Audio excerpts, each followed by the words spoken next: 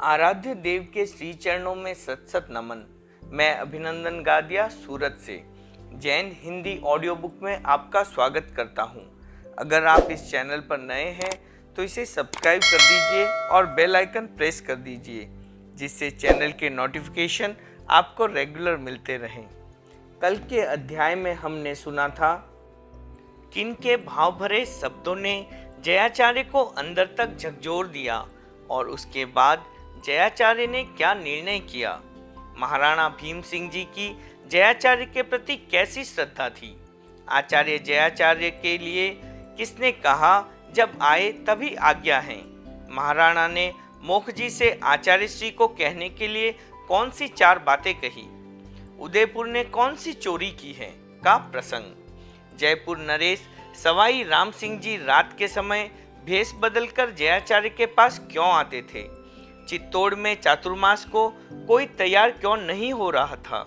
साध्वी दीपा जी ने चित्तौड़ में चातुर्मास की क्या योजना बनाई। बहुत ही प्रेरणादायक प्रसंग। 1912 के उदयपुर चातुर्मास के पश्चात श्री जयाचार्य ने कितनी बड़ी तपस्याओं के पारने करवाए। मुनि जुहार जी ने किस प्रकार अनुशासन का भंग किया और जयाचार्य ने उन्हें क्या दंड दिया। मुनि जय किससे संस्कृत व्याकरण पढ़ा करते थे। श्री जयाचार्य के आगम स्वाध्याय के अद्भुत आंकड़े। अब आगे 13 पंथ का इतिहास। शासन गौरव मुनि बुद्धमल जी। प्रकाशक जैन श्वेतांबर 13 पंथी महासभा। पंचम परिच्छेद श्री जयाचार्य। भाग 10 रहस्यों के आयाम और या छोर। महापुरुषों का जीवन बहुआयामी होता है। उनमें कुछ आयाम उन्हें खुली पुस्तक के समान सहज गम्य बनाते हैं तो कुछ अंतर जगत की दूर घाटियों तक फैले होने के कारण अगम्य बना देते हैं। सहज गम्य को हर कोई देख परख सकता है, परंतु अगम्य को देखने और परखने के लिए अंतर अनुभूति की आंख चाहिए। जिसके पास वह नहीं होती वे अंतर जगत की उस विशेषता को अंधविश्वास या भ्रम की संज्ञा देकर अपनी अनभिज्ञता को संतुष्ट करते हैं। जयाचार्य के जीवन का अध्ययन करने वालों के सम्मुख रहस्यों के कुछ ऐसे पर्दे आते हैं जिन्हें उठाकर अंदर झांक पाना सहज नहीं है। झांक लेने पर भी दृश्य का विश्लेषण कर पाना असंभव नहीं तो दुसंभव अवश्य है।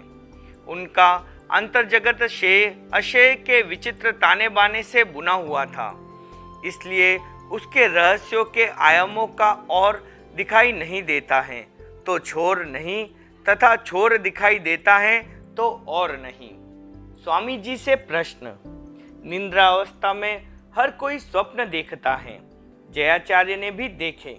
अनेक स्वप्नों को उन्होंने याद रखा और दूसरे ही दिन उन्हें भाषा का परिधान देकर कागज की धरती पर उतारा।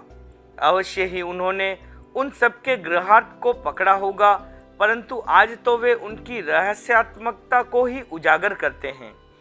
वे उनके चेतन मन के द्वंद्वों के अवचेतन द्वारा प्रदत्त समाधान भी हो सकते हैं तथा दिव्य आत्माओं द्वारा प्रदत्त संकेत भी। संवत 1904 मार्गशीर्ष शुक्ला पांचम को दुदू गांव में पश्चिम रात्रि के समय जयाचार्य ने एक स्वप्न देखा। उन्हें स्वामी भीखंड जी सामने खड़े दिखाई दिए। उनसे जयाचार्य ने पूछा, इस समय संघ में सम्यक्त देशव्रत और चारित्र हैं या नहीं। स्वामी जी ने कहा, तीनों ही हैं, परंतु यत्र तत्र विराधना भी होती है। प्रायश्चित कर लेने पर शुद्धि होती रहती है। जयाचार्य आगामी पीढ़ी के साधु श्रद्धा और आचार की जोड़ तथा ब्रह्म विध्वंसन आदि ग्रंथों को पढ़कर क्या ऐसा सोचेंगे कि हमारे पूर्वज महान हुए हैं। स्वामी जी, सचमुच वे ऐसा सोचेंगे। जयाचार्य, भावी आचार्यों के विषय में कुछ बतलाइए। स्वामी जी, 13वां आचार्य प्रभावशाली होगा। जयाचार्य, क्या पूर्वज आचार्यों जैसा ही। स्वामी जी, नहीं, वह तो अत्यंत प्रभावशाली होगा। इस स्वप्न के पश्चात जयाचार्य जाग उठे। उन्होंने साधुओं को अपना स्वप्न सुनाया। दूसरे दिन उसे यथावत लिख लिया। स्वप्न श्रुत दोहा। संवत 1908 आश्विन शुक्ला 13 की रात्रि में जयाचार्य ने स्वप्न देखा। उसमें एक दोहा सुना। देखो रे भारी करी पंचम आरा माए, वर्ष 25 आस रे कुमेन राखी काए।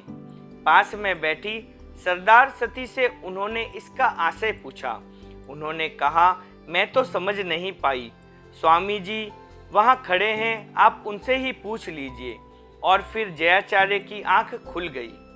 दिव्य आत्माओं से संपर्क।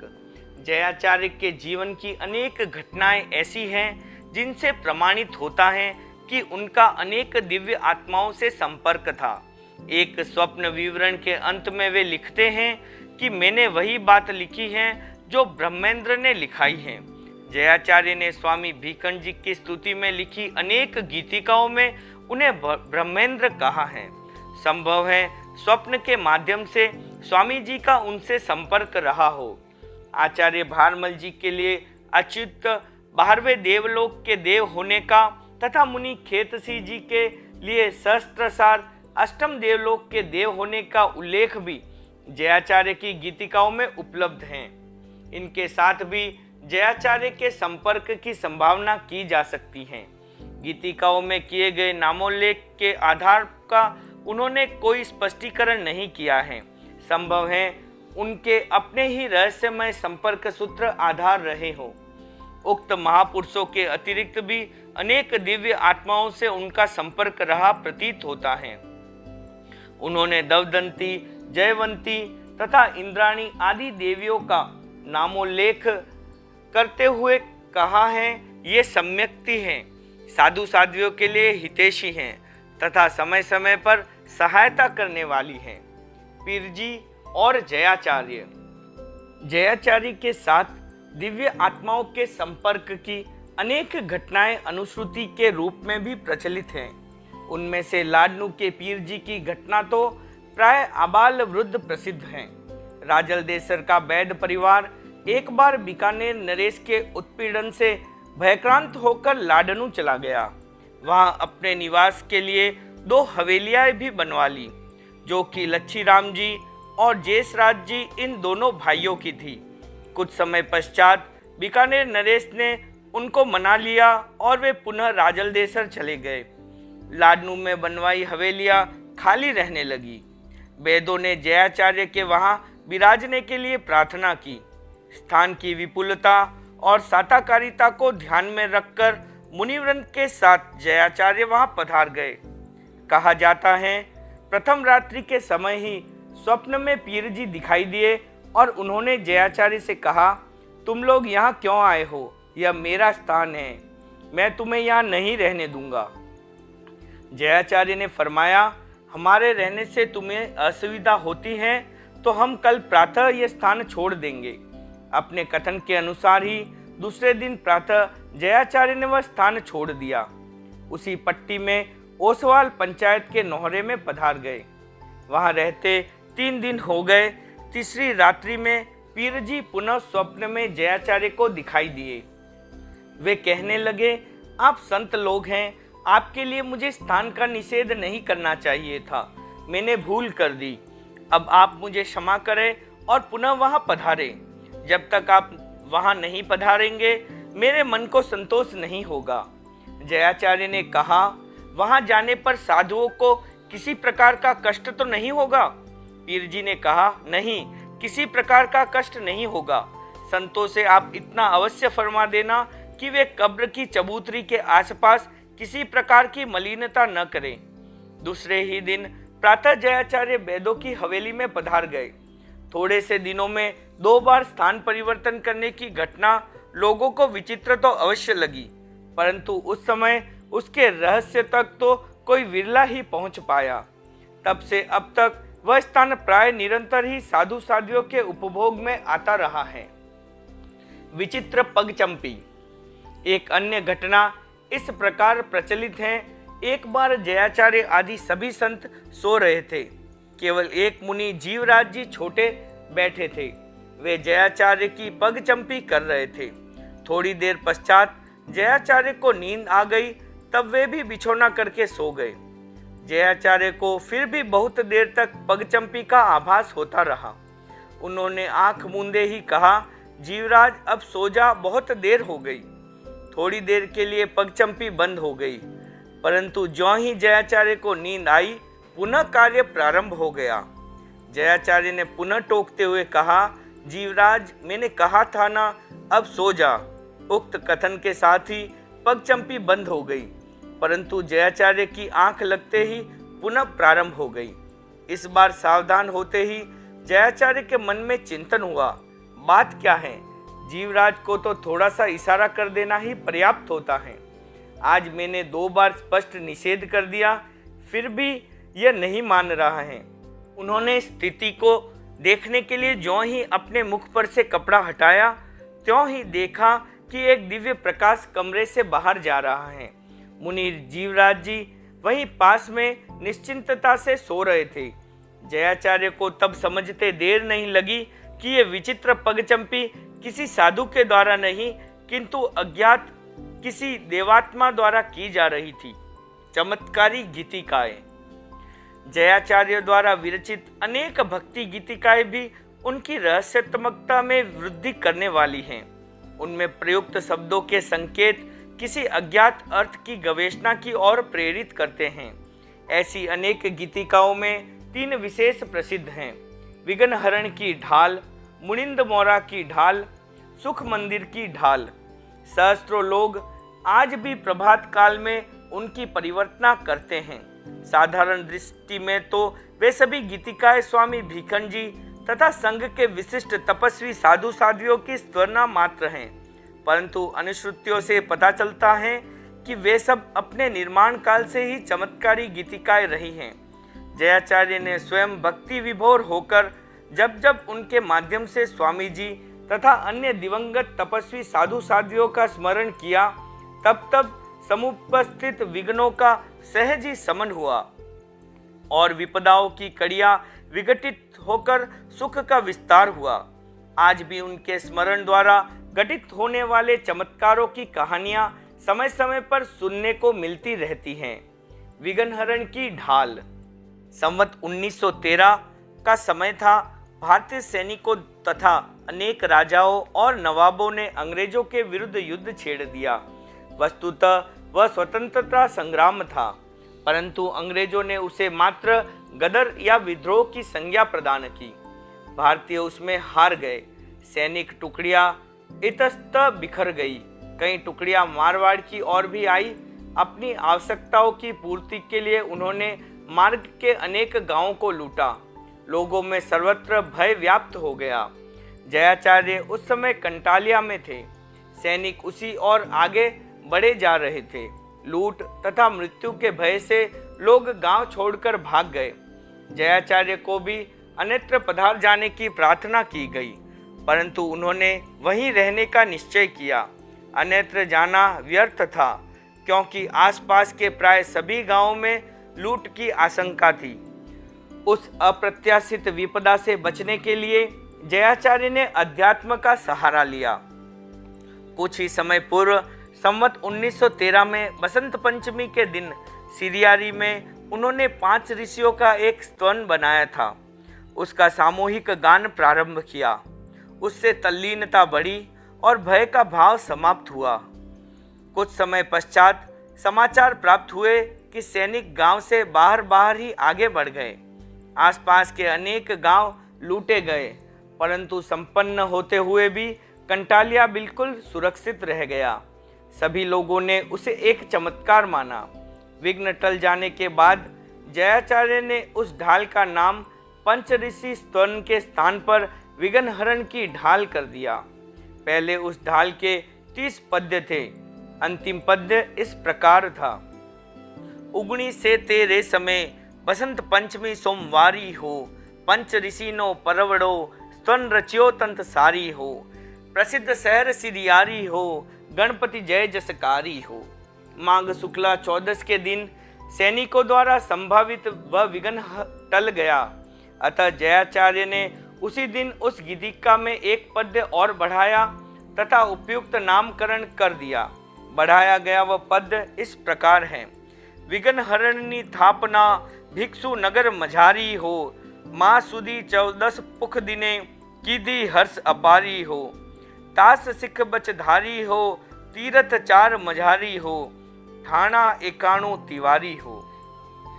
मुनिंद मौरा की ढाल। जयाचार्य ने संवत 1914 का चातुर्मास बीदासर ओसवाल पंचायत नोहरे में किया। कार्तिक मास में वे बेंगानियों की पुरानी पोल में गंभीरमल जी बेंगानी की हवेली में विराज रहे थे। चातुर्मास समाप्त होने पर थोड़े ही दिन अवशिष्ट थे कि एक दिन पश्चिम रात्रि के समय वहां भयंकर उपद्रव हो गया। सहसा ही मकान में अंगारों की वर्षा होने लगी। जला तो कुछ भी नहीं, परंतु उस समय जयाचार्य के सिवा सभी संत मूर्छित हो गए। उस विषम स्थिति में अध्यात्म के अतिरिक्त अन्य क्या सहारा हो सकता था। जयाचार्य ने आत्मसाहस के साथ उसी का अनुसरण किया। उन्होंने स्वामी भीखंड जी एवं संघ के कतिपय विशिष्ट संत सतियों का स्मरण करते हुए तत्काल एक गीतिका का निर्माण प्रारंभ किया। उसमें संघ के भक्त अन्य देव देवियों का भी नामोल्लेख है। कहा जाता है कि उक्त गीतिका की संपन्नता के साथ ही अंगार वर्षा का उपद्रव तो शांत हो गया, परंतु संतों की मूर्छा नहीं टूटी। प्रतिलेखन का समय हो चुका था। किसी के द्वारा सरदार सती को पता लगा तो वे सूर्योदय के साथ ही वहां पहुंच गई। जयाचार्य ने कहा, संतों को स्थान परिवर्तन करवाना अत्यंत आवश्यक है। साधियों ने तब एक एक करके सभी संतों को झाझा जोली द्वारा हुलासमल जी बेंगानी की हवेली के पीछे वाली साल में पहुंचा दिया। वहां पहुंचने के कुछ समय पश्चात सभी मुनि सचेत हो गए। वह समय संवत 1914 कार्तिक शुक्ला दशमी की रात्रि का था। वह चमत्कारी गीतिका मुनिंद मौरा नाम से प्रख्यात है। यह नामकरण गीतिका के प्रथम शब्दों के आधार पर हुआ। सेवक का पराभव। कहा जाता है, अंगार वर्षा के उक्त उपद्रव के मूल में श्रावकों द्वारा एक सेवक का किया गया अपमान था। बिलाड़ा का एक सेवक याचना के लिए बिदासर आया। उसका वह आगमन विशेष फलदायी नहीं हुआ। उसने तब व्याख्यान में खड़े होकर पुकार की, परंतु जयाचार्य अपने कल्प की सीमा में रहते हुए मौन रहे। उन्होंने श्रावकों को कोई प्रेरणा नहीं दी। उससे सेवक के मन को बहुत ठेस लगी। वह क्रुद्ध होकर वहीं अंट-संट बोलने लगा। उसके व्यवहार से श्रावक क्रुद्ध हो गए, अतः उसे धक्के देकर बाहर निकाल दिया। सेवक बदला लेने की धमकियां देता हुआ चला गया। उसने मंत्र प्रयोग से देवी की आराधना की। उसी के द्वारा उसने बीदासर में जयाचार्य के लिए उक्त उपद्रव खड़ा कर दिया, परंतु जयाचार्य की अध्यात्म शक्ति के सम्मुख उसकी मंत्र शक्ति या देव शक्ति परास्त हो गई। अपने पराभव से सेवक जल भुन गया, परंतु कुछ कर नहीं पाया। वह वापस अपने गांव लौट गया। उक्त घटना के पश्चात सेवक अत्यंत आवेगी बन गया। छोटी छोटी बातों पर हर किसी से झगड़ा कर लेता और फिर मंत्र शक्ति के द्वारा अपने विरोधियों को पीड़ित करता।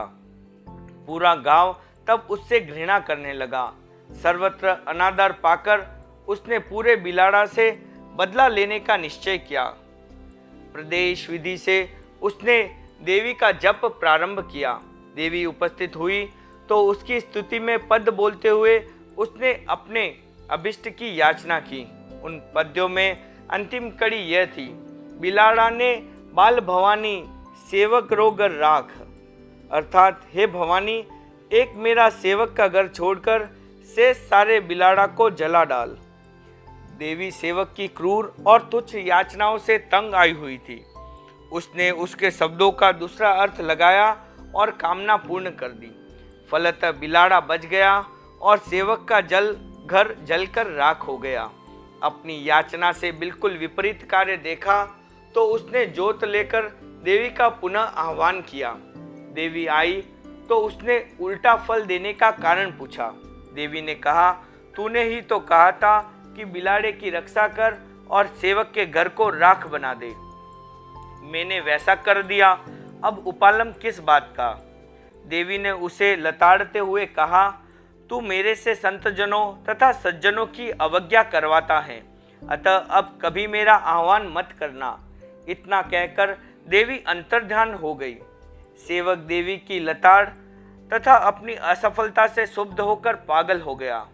अंत में मति ब्रह्म की अवस्था में भटकते हुए उसकी मृत्यु हो गई। एक अन्य अनुश्रुति, अंगार वर्षा के विषय में एक अन्य अनुश्रुति भी मिलती है। वह इस प्रकार है। जयाचार्य पूर्व रात्रि में सभी संतों के सो जाने के पश्चात भी लंबे समय तक जप एवं स्वाध्याय करते रहते तथा पश्चिम रात्रि में भी शीघ्र उठकर उस कार्य में लग जाते। उसी स्थान का अधिष्ठाता एक विद्वेषी देवता उस स्थिति से बड़ा कुपित हुआ। हर समय गुनमुन गुनमुन की ध्वनि उसे असह्य लगने लगी। उसे बंद कराने तथा मुनिजनों को भयग्रस्त कर वहां से हटा देने के लिए उसने आवेशवश अंगारों की वर्षा प्रारंभ कर दी। संत मूर्छित हो गए। जयाचार्य ने तब उपसर्ग समन हेतु गीतिका का निर्माण किया। आराध्य की स्तुति में एकाग्र हुए आचार्य श्री की उस भावधारा ने देव शक्ति को परास्त कर दिया। सुख मंदिर की ढाल।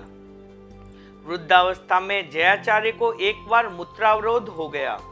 अनेक उपचार किए गए परंतु किसी से कोई लाभ नहीं हुआ।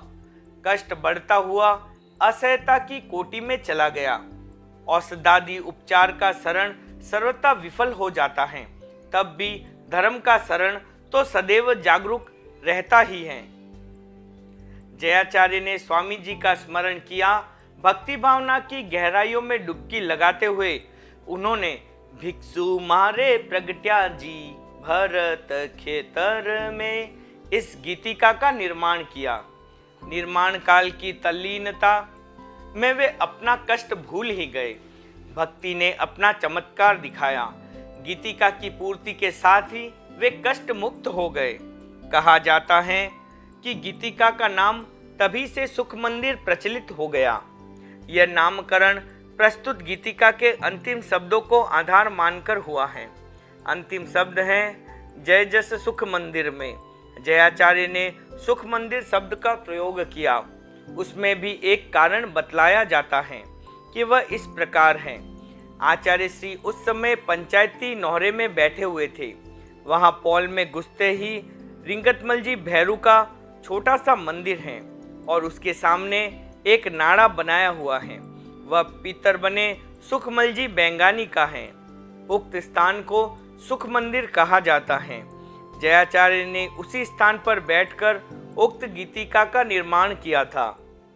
गीतिका का निर्माण बिदासर में संवत 1929 बैसाख शुक्ला छठ को किया गया। अतः कहा जा सकता है कि उक्त वेदना तथा उसकी मुक्ति का स्थान और समय भी वही था। एक बार कर्ण पीड़ा के अवसर पर भी जयाचार्य ने इसी गीतिका के स्मरण का प्रयोग किया था। उस समय भी औषधोपचार की पूर्ण विफलता पर उक्त आभ्यंतर उपचार किया गया और वह सर्वथा सफल रहा।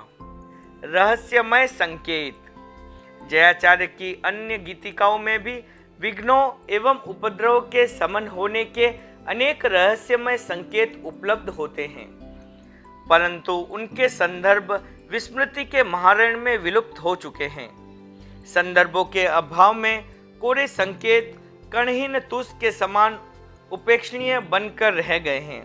इतना होने पर भी जिज्ञासा को तो वे उत्प्रेरित करते ही हैं।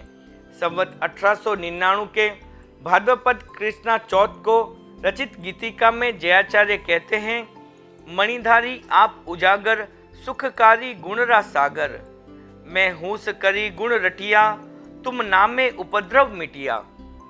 इसी प्रकार संवत 1907 चैत्र कृष्णा 14 को जोबनेर में रचित गीतिका से ज्ञात होता है कि वहां भी उन्हें किसी उपद्रव से गुजरना पड़ा था और स्वामी जी के नाम का आधार लेकर ही वे उससे पार हुए थे।